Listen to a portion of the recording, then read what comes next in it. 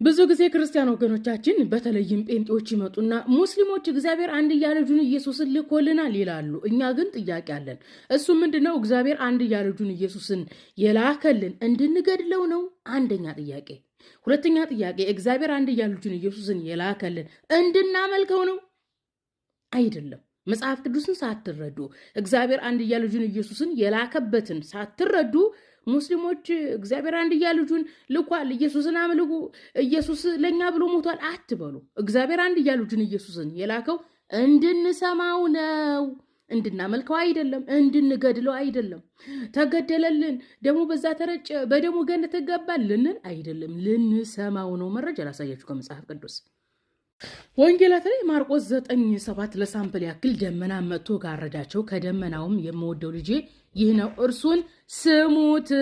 እርሱን ምን አድርጉት? ስሙት የሚል ድምፅ መጣ። አምልኩት የሚል የለም፣ ግደሉት የሚል የለም፣ ደሙ ነው የሚያድናችሁ የሚል የለም።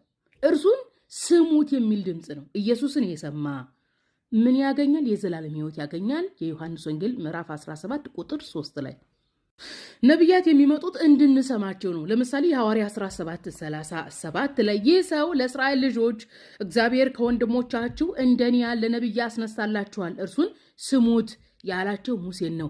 እርሱን ስሙት ያላቸው ሙሴን ነው። ሙሴን ስሙት ብሏል እግዚአብሔር። የሙሴ ሕዝብ ሙሴን ይሰማው ነበረ።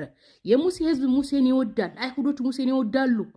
እንዴት እንደሚወዱት አሁን ላይ ያለ ህዝብ ሙሴን እንዴት እንደሚወዱት ታውቃላችሁ።